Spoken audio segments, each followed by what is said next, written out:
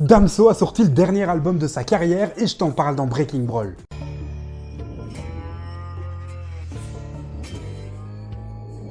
Ça fait 3 ans qu'on attend ça. Il l'a répété en interview, dans ses sons ou encore dans ses stories. C'est le dernier album de sa carrière. Et attention, il n'arrête pas la musique, mais il n'y aura plus ce format-là à l'avenir. Mais alors, ça donne quoi ce nouveau projet? Beya, c'est 15 titres pour 46 minutes de son, très diversifiés. On retrouve le Damso de toutes les époques. On a du Calf, du Lithopédion, du Ipséité ou encore du Batterie Faible. Par exemple, dans la deuxième partie du Son Frère, on retrouve vraiment le Damso des débuts. Gros, je connais, oui, tous des racistes comme Darwin, finir la piste dans le parking. Par moments, j'ai même cru entendre celui de Salle d'attente. Et puis, il s'en cache pas, il fait énormément de références à ses anciens albums. Merci la gloire pour toute cette chance, faut que me sucer jusqu'à me faire un héritier. J'ai trop baisé le game, je dois me faire dépister. C'est frais, c'est du Damso, d'Ipséité. Le projet, en fait, dépeint très bien toutes les phases par lesquelles Damso est passé pendant sa carrière. Beaucoup attendaient un album avec uniquement des sons comme Batterie Faible ou Ipséité, mais ça, c'était perdu d'avance. Il évolue.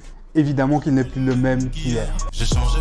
Le son qui fait le plus parler depuis le 30 mai, c'est l'intro Impardonnable. Les sonorités rappellent le regretté Ouais Renoir, ça sonne un peu comme un hommage et en même temps Damso règle ses comptes avec Booba. Juste pour être posté ou retweet, c'est pas un disque mais frustré outre-Atlantique. T'es en compétition tout seul, mais bon bravo quand même. Je te laisse la couronne, je prends le royaume et les vraies sommes. Mais je te le dis, le track qui va faire un carton cet été sur les plages, c'est Papa Pao. Clic clac, papa pao, la vie n'est plus qu'un souvenir. T'es parti pour ne plus revenir.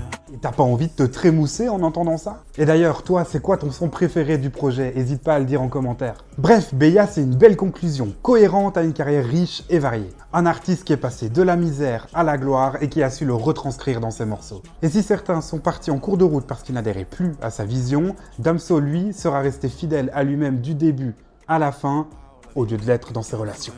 T'es parti pour ne plus revenir. Du mal à vérifier si mon cœur est bien en place.